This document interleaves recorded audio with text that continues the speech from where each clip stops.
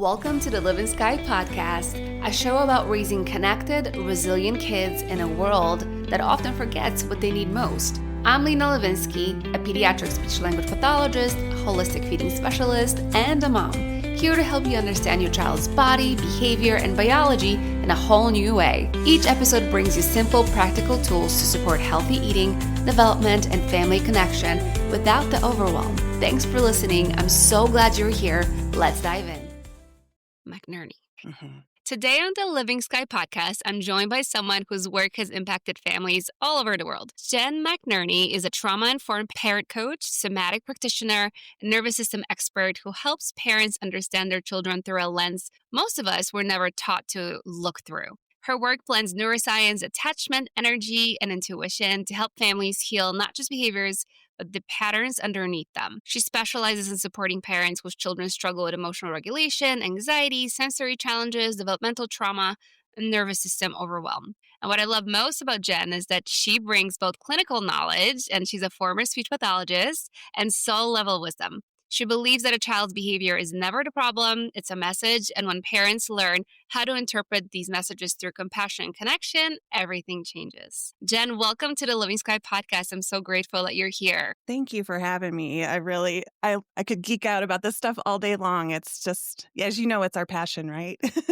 Definitely. Once you find your passion, it's like, it's nonstop living in your head. It's just rent free all day. Exactly. So thank you for having me. So let's kind of go back to where you started with your career. You started as a speech pathologist, just like me. Yes. So how did your work in that field shape kind of the way you understand children today? Absolutely. And children, and especially those with nervous system overwhelm or developmental trauma. Absolutely. So I was always on the track with more non-speaking autism. And we would say nonverbal, but since the telepathy tapes, I am honoring the non-speakers. Me too. I will say that I love how just this past 2024, I found the telepathy tapes in December of 2023, and then going into 2024 going to 2025, and it's like a full circle moment. So I started out and I had a private practice in Redondo Beach, California. I was doing early intervention, and so going into some homes and also just having a private practice there. But I mostly saw the most challenging, most dysregulated childhood apraxia kids, the non-speakers or the limited speakers. And that was kind of my life. And what I noticed, though, is and those individuals are the reason I got into energetics and more like cleaning up my energy and looking at my nervous system regulation and realizing, because a lot of times I would show up with a smile and be working with them and they would just embrace me with a hug because they knew in the inside I was pretty sad and, having my own challenges. And so I started to meditate more and find like Tai Chi movements, like modalities that help to regulate. And because I could notice that if I came in dysregulated, they were so highly sensitive that it would affect them and their nervous system. Wow. Yeah. So I did that I was in California until we moved out here to Colorado in 2015. And because I had a set of twins. I have 4 kids. I took a little bit of a break from doing that and really delved into more of I had to heal from Lyme disease.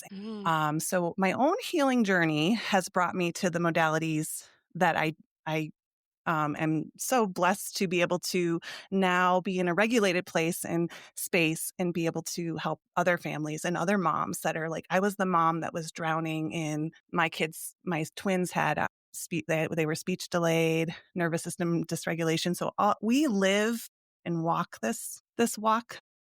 Yeah. Because so a lot of times moms are the ones that find the modalities that work for their kids. Yeah. And we're the ones that then once we get to a place where we have our oxygen mask on, we can now love on others in this way. So and I recently went back to early intervention, just part-time. So 20 hours a week, plus my practice where I do the different root cause healing modalities. So that's just a snippet of the whole full circle, but I wasn't planning on going back into the speech pathology. I always had my license because my license as a speech pathologist has allowed me to take NeuroEmotional Technique and contact reflex analysis, all these beautiful modalities. So I keep with my CEUs and first my speech Yeah. license, but never ever did I think I would not go back, just go back into and use my license in a way that is more traditional. But now I get to Mm-hmm. bring in my root cause modalities to these parents they're struggling and they're like, oh, wow, like that makes sense or that works. Or like when you talk about more neuro-based interventions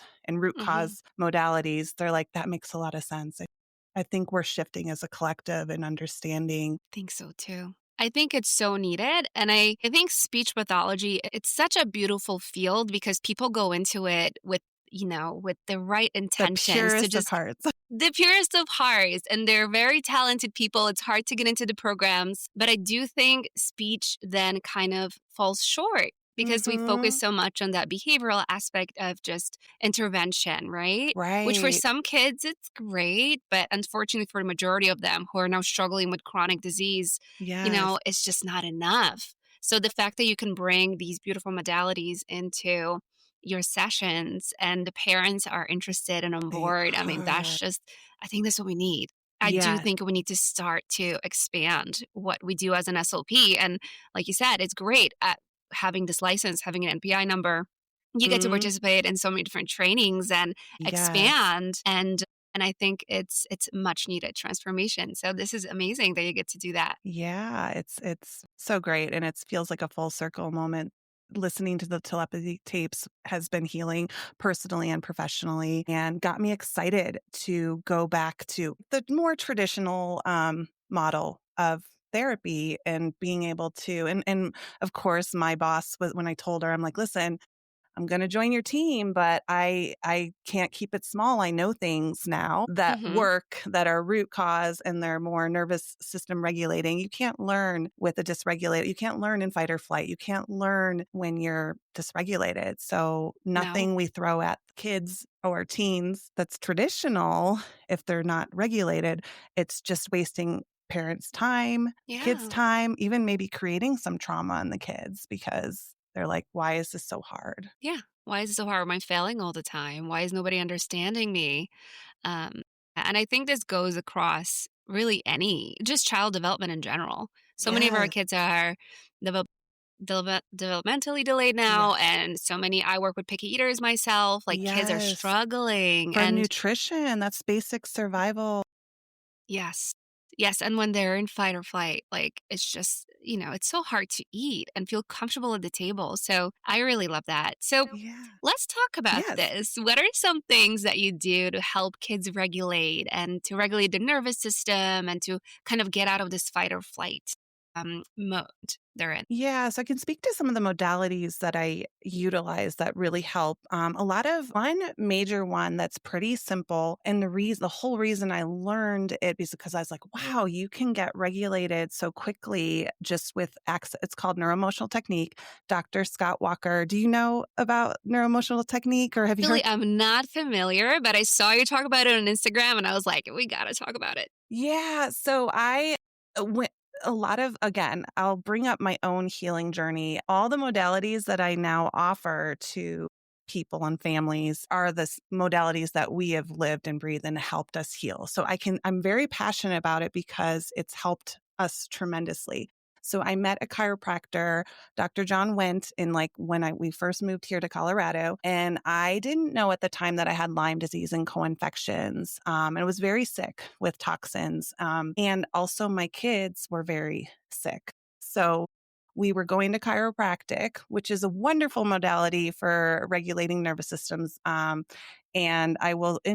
all chiropractors are created equally, just like not all Mm-mm. SLPs are created equally. Of So course. I tend to find the unicorns. I'm always so grateful that I find these magical healers that know so many modalities. And it's not just chiropractic, it's more like they're like functional neurologists in many cases. So he knew about quantum neurology. He knew about this neuroemotional technique. And he was like, Jen, I really want to try this on you. And it was like my supplements that I was taking, we're spending like thousands of dollars on supplements. We were going to Sound Clinic in Denver to heal from Lyme and co-infections. And I passed Lyme and co-infections onto my kids in utero. Didn't know that could be Mhm. possible, but it makes sense now in hindsight. Yeah. So, neuroemotional technique is a modality that is very non-invasive. You're accessing the meridian system. That's communication with all of your organs and finding where your body has like stuff for stored emotions or in the form of cortisol. So we talk about it's a very much a somatic point modality. It's not talk therapy. In fact, I don't really want to know the story. I want you to be in the physiology and then hook up to the meridian system and hook up to these brain emotional points. So Mm, my kids now will like, if they're stressed out, will like hook up on their wrist points. There's the different meridians that are tied to like the fire element, the earth element, which is like stomach, spleen, and the lung. Like, so it's basically a very non-invasive modality, and you can just breathe and process through the emotions because emotions is really energy in motion, but mhm. we have to feel it and not let it like not resist to put the brakes on and just like stuff it. And also I Mm. like in our fascia. I don't know if I'm also Yes. delving into that journey with myofascial release and getting to Yeah, learn please that tell us beautiful. everything. Whatever Yeah. Yeah. whatever So you're passionate about. I mean, yeah. So, yeah, with the neuroemotional technique, circling back is that a lot of people will not realize that the body as a whole, like if you have stuck or stored emotions, like let's talk about liver emotions and gallbladder emotions, and that's the wood element in traditional Chinese medicine. If you are very frustrated, which many of our kids are, Yes. or just feeling like, you're so frustrated, you're angry, you're mad, things don't feel fair, those emotions can get stuck and start impacting your function of the gallbladder and the liver. And so then, and if we know about the gallbladder and the liver, we're filtering out toxin. The liver does about 500 things in our body. I don't even know all of them.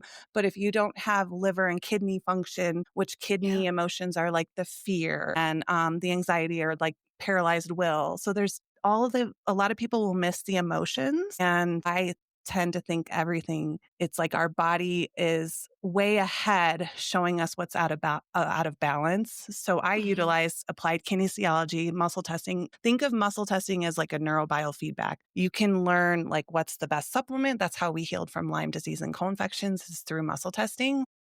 Hmm.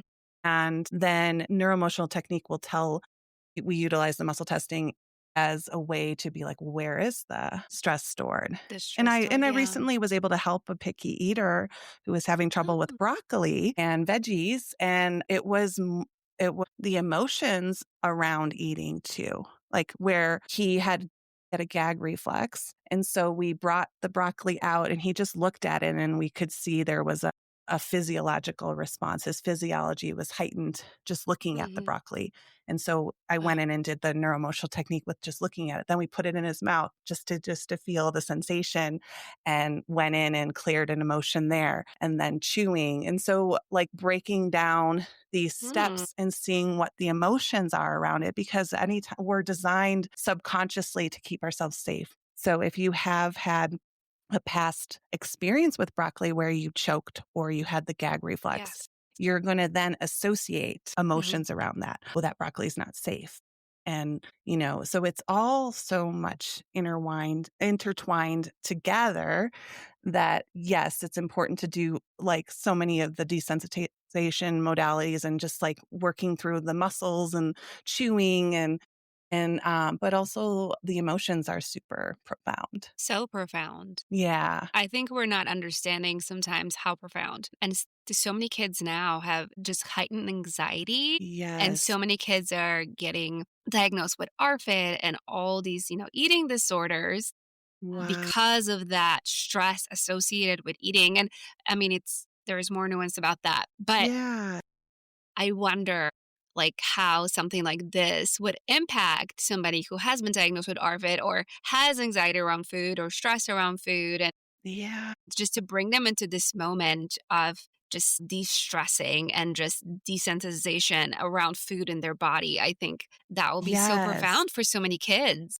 It's so true. And like, I will say that my kids and myself, when you said everybody's kind of walking around with a lot of generalized anxiety, Mhm.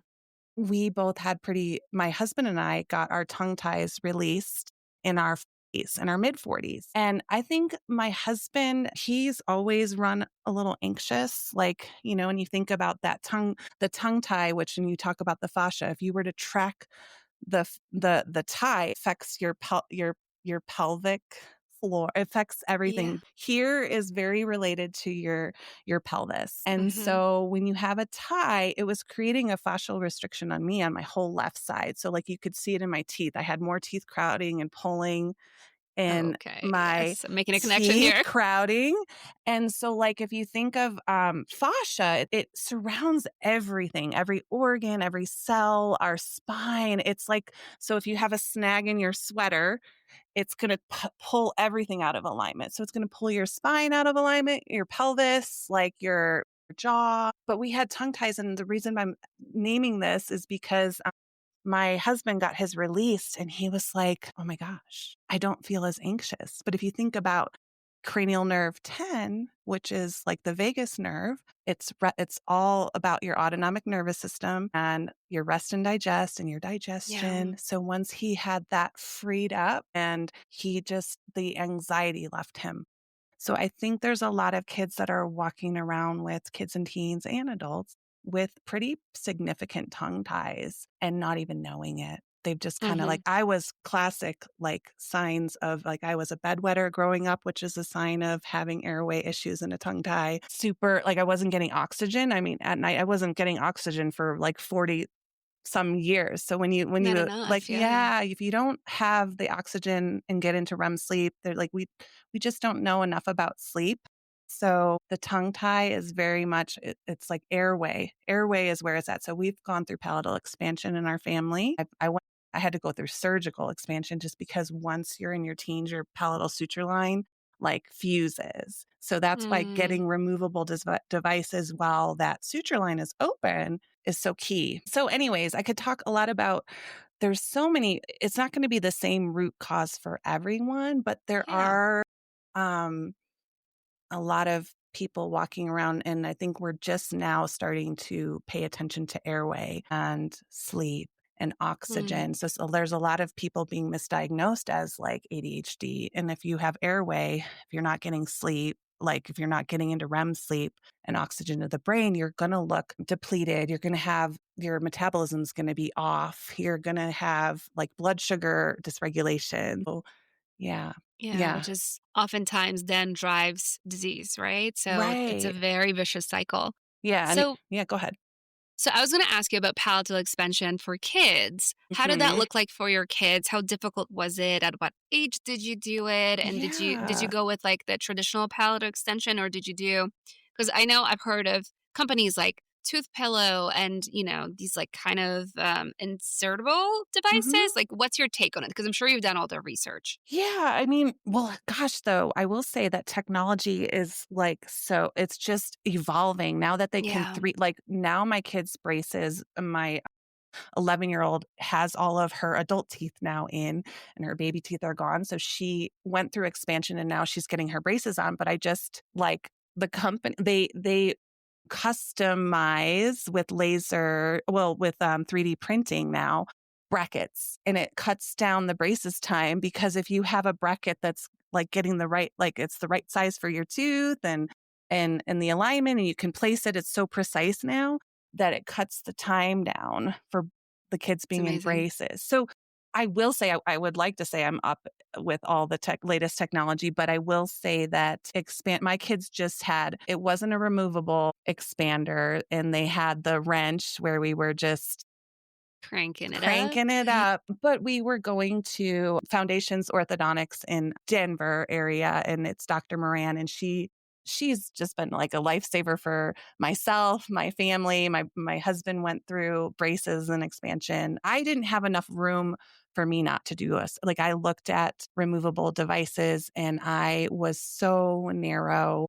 And so like my palatal arch was so narrow and I got my tongue tie released and now my tongue had all this range of motion but my mouth was too small. So it almost created more issues for me, more aspiration at night because now my tongue was just like flapping over the airway.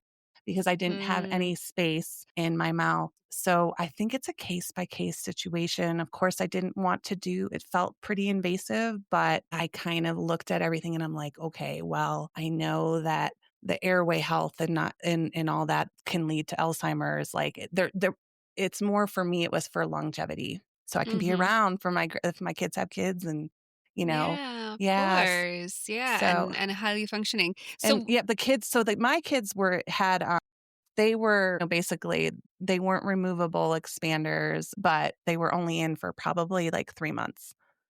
And oh, then, wow. yeah, like we got the and then they got like retainers that they had to just like, now that the palate expanded, then at night and then during the day they had like clear retainers just to keep the space. And so because like Mhm. our bodies are so amazing, like I look at my x-rays and seeing like now the bone is just really solidifying with the space that we created. Like I got like 6 millimeters of expansion space when I went through mine. So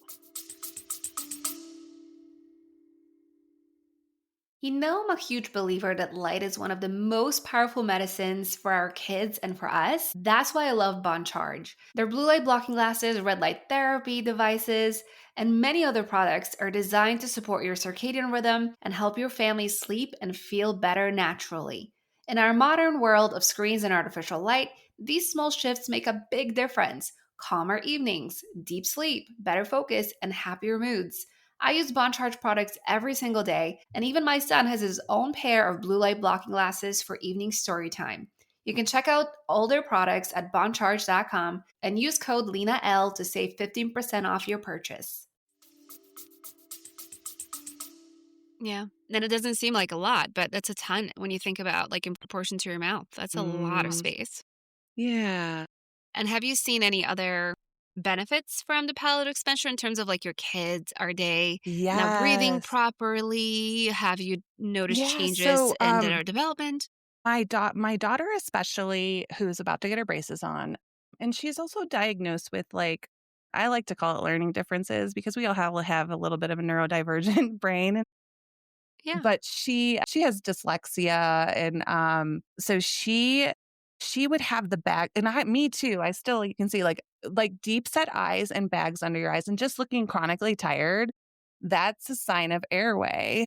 And so I always thought like, "Oh, gosh," and the chiropractor were like, and we went on our Lyme journey, like, well, some people will say that's parasites and teeth grinding is parasites, but teeth grinding can also be a sign of airway because you're quite literally Mm, not getting the oxygen and your brain has to like clench and survive. So you're tightening and like grinding your teeth to try to open that airway up, or you're bedwetting because like you're mm-hmm. not getting the oxygen to the brain. So like the signals. So there's just all these signs and so now that she has the expansion, I noticed she doesn't have as much of the bags under her eyes.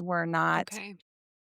She is waking up more rested. So if you think about, if you're waking up and you're not rested and thinking about the picky eater thing, is you're going to go for sugary things, that quick Yeah. energy to get your mind, like to get the blood sugar up. So like I will say that kids that are like, I have one family where he's like, wow, my son really just wants to always get candy. And I'm like, okay, let's like, cause we like look at the airway, you can kind of see the signs. Even with me not getting in the mouth, there are signs, right? Like the bags and that, or the kids that have really like, they're older and they shouldn't have the baby cheeks, Mm-hmm. but they're not like, they might have a tie because they're not able to like clear food from their cheeks.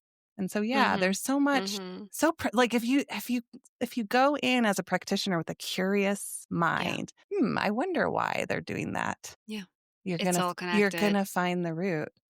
Yeah. It's all Yeah. connected. And sometimes it's multiple routes, right? Because then one route drives On another the and then another. cascades, yeah, it's not like you Oh, just get, like, it would be so great if we could just, like, pull that, I think of it like a weed with, like, the roots. If you could when yeah. you get those big roots and you're like, "Yes, I feel like I got the whole thing and there's nothing growing," but I feel like that's kinda how this is. It's a cascade Yeah. of Mm-hmm. symptoms. Yeah. Yeah. Absolutely.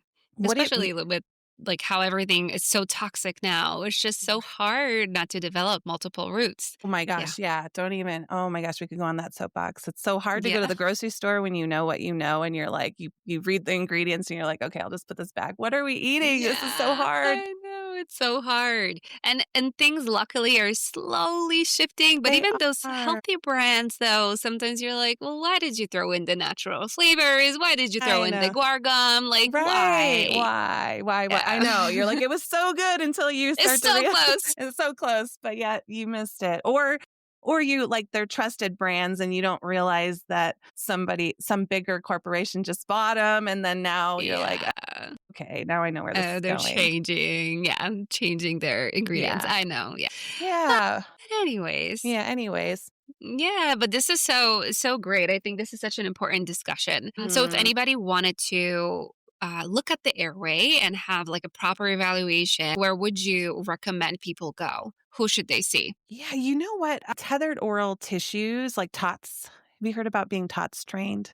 Mm-mm. There's a No, And maybe I will send this to you to put in the podcast bio because please. there's a beautiful directory on there.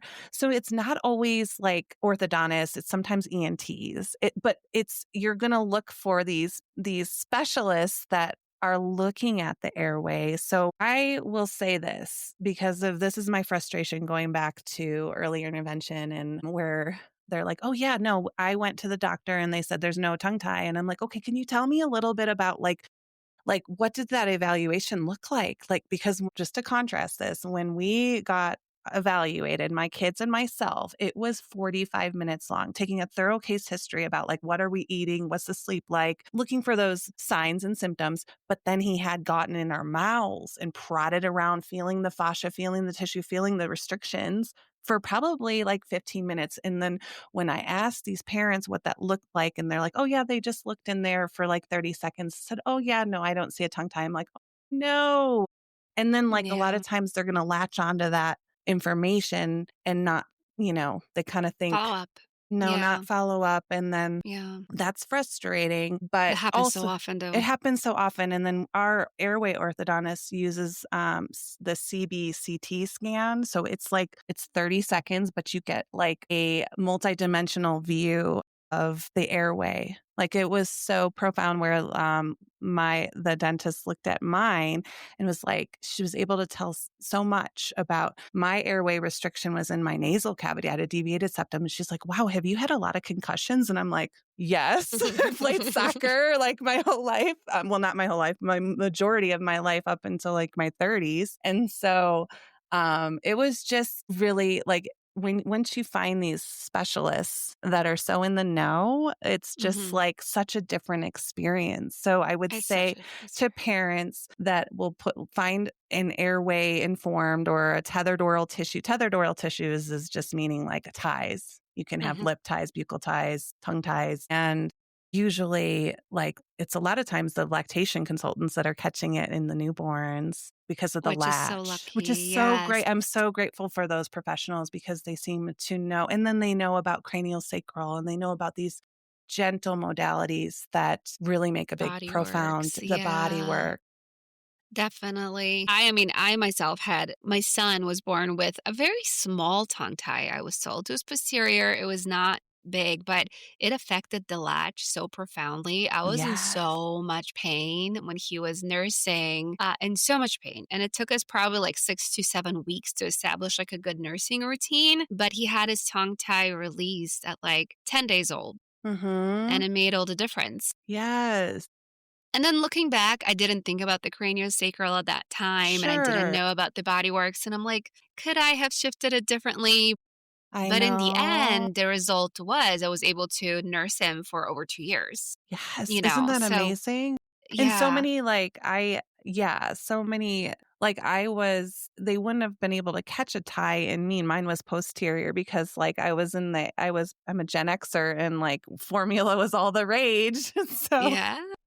my mom didn't really like you having that feedback from the latch and how painful it was, or you getting infections or whatever it is. Like I Hmm. know that like my even with nipples, like I didn't produce milk probably because I didn't know at the time I had Lyme disease and whatever. So I just had a lot of which I'm like, maybe that was a little bit of divine protection there because of my milk was probably, I still think that milk trumps, but not everybody has that. Like that was just really hard. Not everybody can make and No, produce milk. And for so many different reasons. for so Yeah. many different, and this is not to shame, because like it was heartbreaking for myself to not be able to nourish my babies that way. Hmm. But the latch, there's so many, the clicking, even my daughter would get colic is usually like, I hate that Western medicine is just like, oh, that's just common. Doesn't Normal. mean normal. And I wish we could just like normalize or like denorm, I don't know, whatever you want to say. But I just think we're walking around with a lot of common things, but they're not normal. They're not. I know, So but they have been kind of accepted into the culture as normal now. And that's yes, what the parents here. I feel like it is so hard for a new parent because all of a totally. sudden you have to become this specialist on your child. And Yes. then you are very well meaning and you want Yeah. to go see, like, is my child developing properly? You have all these checkups. And if you are unfortunately not with the right practitioner who will Mhm. tell you this is normal, this is okay, and they don't really properly evaluate you because they don't have the training or the Right. time sometimes, you can go on this journey of just misinformation and frustration. Absolutely. So, and add that in with like a new baby and not sleeping and everything else, and it can become this perfect storm of Yes. confusion and frustration. You know, these days when your child refuses everything you make and you just want them to have something nourishing, that's when I grab Signals. It's a real food meal replacement shake made with organ meats, minerals, and nutrients that support kids' biology, not just fill them up. It's rich in iron, zinc, and B vitamins, the building blocks for growth, focus, and strong immune systems. And it's great for the gut. And the best part? Nick calls it his ice cream shake. That's how delicious it is. And as a mom, it feels amazing to know he's getting what his body truly needs without the fight. You can learn more at feedyoursignals.com and don't forget to use Lena10 at checkout for 10% off your purchase. Yeah, we had yeah, it's hard. I feel like I'm that practitioner that I won't call it a mistake, but it was part of our journey. We had the perfect storm happen to our twins where we were going to well visits, and it was after a well visit that it was such a neon contrast that we were having a reaction to vaccines. I hope we can go here with this I think we can information. definitely go Okay. here. So, yeah, that I was vaccine hesitant and my husband was not. Like, he was very pro. And I was vaccine hesitant because of all the kids I worked with where they had the perfectly developing babies, and I saw the videos, or I even, Me and then too. and of course, I don't know, our training was like, oh, it couldn't be the vaccines. But when you're living and going into these families' homes in such an intimate way, it's hard to not trust and listen to the mamas, right? I mean, and so I was vaccine hesitant, and then we had horrible reaction to the 4-month cocktail, which was like Tdap, like um Like the 7 and the 1. 7-in-1. Mhm. Mhm. And they had such neuroinflammation. They were like screaming, high fevers, and projectile vomit and diarrhea at the same time, but times two because we had twins. And Wow, so we both of them. called the nurse line, and you know what she said to me? And this is the kind of thing that happens to so many parents, as she said, "Oh, Hmm. that just means they're working." And I was just so grateful that they didn't like die that night. I mean, they could Mhm. have, the Mhm. neuroinflammation could have, passing the blood-brain barrier with all those adjuvants could have quite literally taken them out. But, and so that was when my husband had his wake up. And Mm. he actually was like, "What are in these vaccines?" And like, I mean, Yeah, we just trust we just blindly. trust. And he's a researcher, he's a nerd, he's a software engineer, and he started ordering the studies, looking at the ingredients, and he was kind of like, "This study design is like horrible." And he's like, why isn't everybody questioning?" So that was our wake up Yeah. call. And then we found chiropractic, and then we found all these more natural routes. We had a hard time finding a pediatrician that would accept us after that, but we did. But they're out there, They're guys. out there, guys. You just, never, if once you activate a mama bear or a papa bear, Mhm. you will find answers. Yes, you will. You will. I think the medical system can be so beautiful when you find the right providers Yes, who can guide you. because we don't have to be like demonizing Western medicine or Right. more natural. Like we can work together in an We integrative can. fashion, and it is beautiful Mhm. when you have that. Yes. Yes. But one thing I do want to say is that trust your instinct. And if you think something's wrong, it's okay to question. Yeah. I just think going into a doctor's office can be so intimidating because they're the smart one, right? They're the ones who went to medical school, they're the professional. And sometimes I think depending on how you grow up, it can also be almost be disrespectful to question Oh, anything. absolutely. You have to. You You have have to do your own to. research, listen to your gut. If you think something's wrong or you're not getting the right answer, seek the answers elsewhere, do your own research if you can. Absolutely. I But feel like you'll your gut was given to you as your guidance, right? And yeah. and and when something's off because like again, that somatic, that body mind, the conscious subconscious mind connection, it shows up in the body in the fascia like 7 seconds faster than like you'll know. Like when you start to Wow. you tense up if you hear, it's just so fascinating to me when you have those gut reactions. And I will say mostly, not that I don't work with dads, but I mostly work with moms. And that maternal instinct is so profound. It's like the biggest gift. Oh my gosh, it really is. It's the biggest gift. We're so lucky to have it, but it's definitely there. And you feel like yours is maybe not strong enough or something.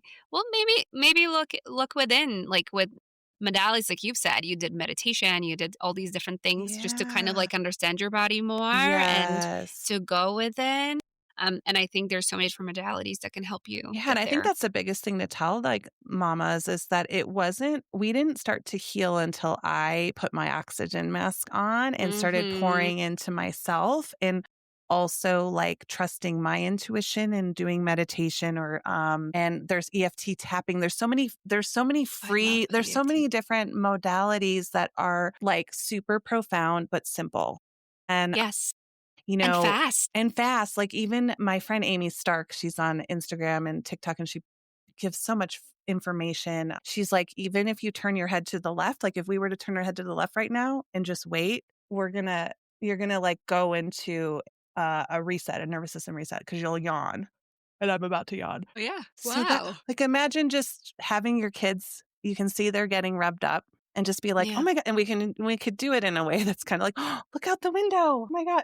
Whatever it Yeah, is, make it fun. make it fun. Or like there's the gorilla, it's like, there's a book about tapping for kids too. So like with all the tapping points and just like tapping is super simple. Mm. It's so simple and so fast, and it's so profound. And you don't have to do it. You could just go where you're led. Like I do a lot of intuitive tapping with kids, like, Mhm. or if it's breathing or, Mm. and there's just so much out there that doesn't cost anything. So much out there. And it's fast, so you don't have to spend an hour. Hmm. It could take a few minutes. And I love this so much because in my practice, I've created a Bloom framework and kind I of the love that. entry into the Bloom framework, thank you, is connection, right? And I Mm, think like that moment of connection also leads us to nervous system regulation. And absolutely.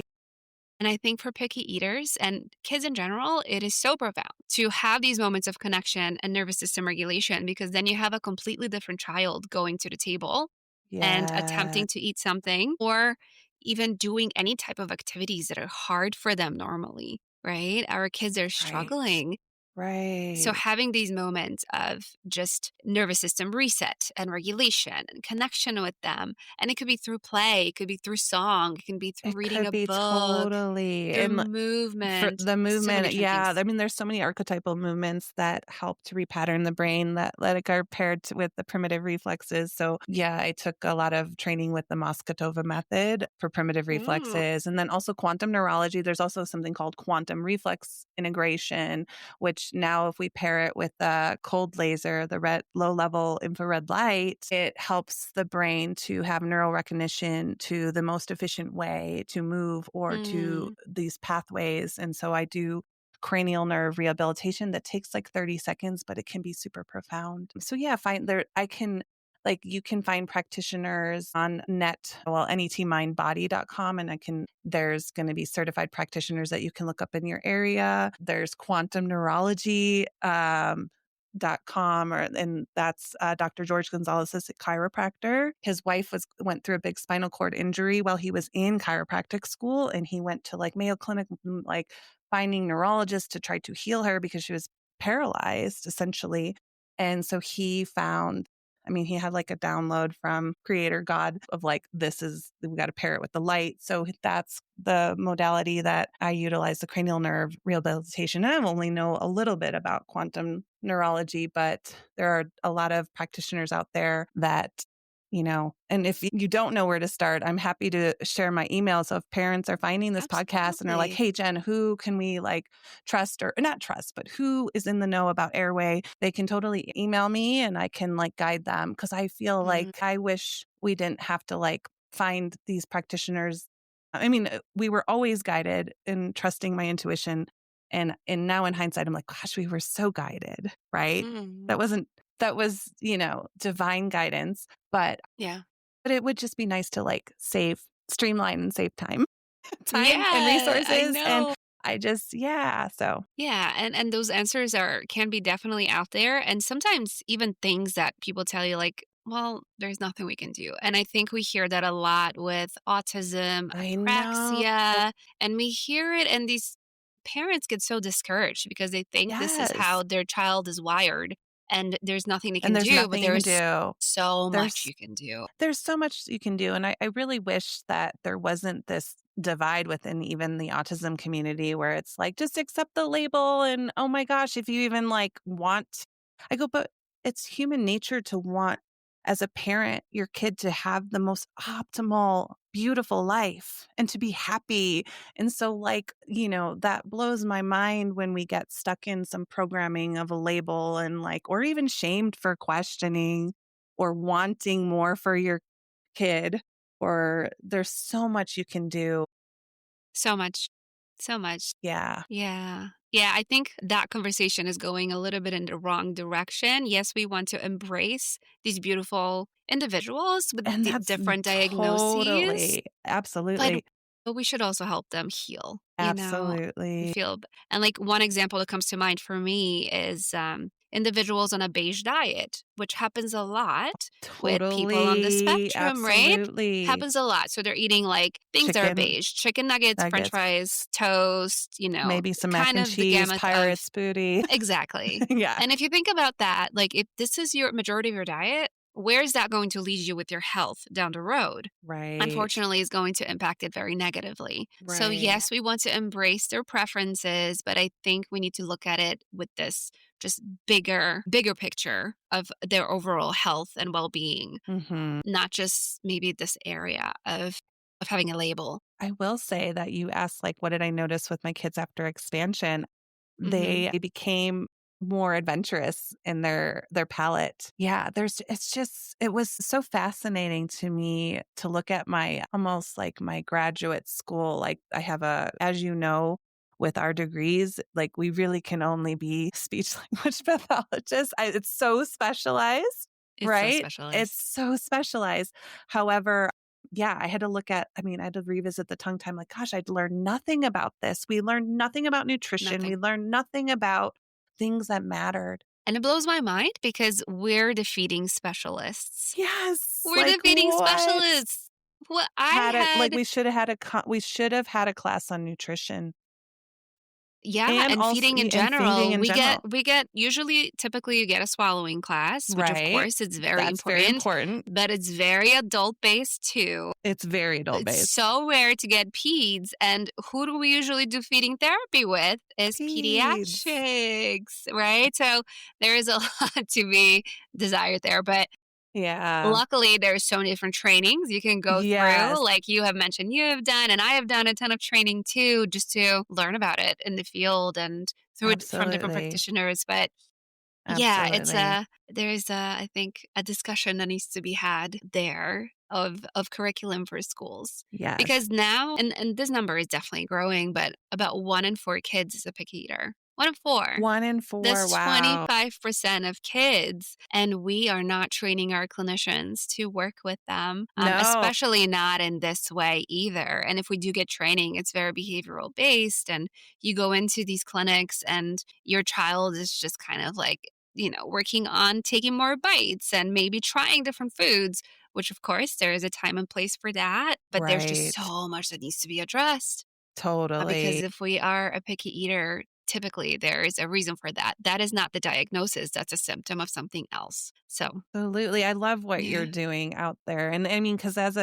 not even as a practitioner, but as a parent, me and my husband would get so frustrated because we'd be like, oh my gosh, they're eating this and look, it has this much protein in it. And they would eat it one day and we'd go to Costco and buy like bulk, right? Yes. And then tomorrow we'd be like, oh my gosh, they don't want to eat this. And it's like, it's so frustrating as a parent. And this is me putting my parent hat on. Yeah. And it's like, even as a practitioner, I know things and it's different with your own kids. Like It is so we different. absolutely I still, take my child to tutoring because I have to be mom. I like, even though I know Mhm. these things and I can they don't want to hear it from me. They don't wanna hear from you. No, No. But at the same time, they are your biggest teachers, they aren't are. they? The biggest teachers. Yes. My son is picky. I mean, he has come a long way, a very Sure, long way. I'm so sure, proud of him. sure. But the biggest teacher I've ever had. And, up Yeah. until I had him, I've already worked with picky eaters and feeding in general. I've specialized in feeding almost from the beginning of my career, but That's I did it awesome. for over 10 years. And then I had him and I was like, nothing's working. Like, I know nothing, I Like, know, none that of is this so advice true. applies. That is so true because my kids were they were almost labeled on the spectrum, but like Lyme disease and some of that biomedical imbalances of biofilm and parasites. Once we hit the bio side of things, people look back at their IEP paperwork and they're like, what? This is the same kid? And I'm like, this is Yeah, why I will be on my soapbox about there is so much you can do with that label because we could so have much. and I was fine. I'm like, okay, whatever you need to do to label my kids so that they get the help, I'm fine with that. Like I wasn't going to fight them, but even Mhm. the autism specialists are like, yeah, they just don't quite fit the mold. And it was like neuroinflammation, like that Swiss cheese. Like sometimes they were super on and connected and picking up on social cues, but if we were way out of balance with the whatever they were eating or if there was inflammation, then they were like spaced out, Yeah, dissociated. So that I think the biggest takeaway if you're listening to us the conversation is trust your instincts, yeah, keep asking questions, get curious and know that your kid is not this isn't like intentional them trying to be right. They're not difficult. defiant. Yeah, No. no. They're just giving us clues. Exactly. Yeah. The behaviors are the clues of something else happening in the body. They're not trying to be difficult. Kids are, they're so beautiful. They are born with this like adventurous heart and just they're learning about the world through this like amazing lens of imagination and Mm, just openness and love. yes. And they're not trying to be difficult. They're not trying to define you. I do think, like you said, like it is a clue that something else is happening in the body. And oftentimes it's multiple root causes. But, and that can sound so overwhelming It because you're does like, where do sound I even overwhelming. Where do I start? even Where do start? I go? But Yeah. even the smallest shifts in your lifestyle, whether it is just being a little bit less toxic at the home and starting Absolutely. to regulate and getting more sunlight. I mean, sunlight is Going out. Yep. such a tool that we're underutilizing. I We're know. meant to I be loved outside. your reel about the circadian rhythms and the sunlight. Yeah. And I even, somebody gave me like a ratio of screen time to green time.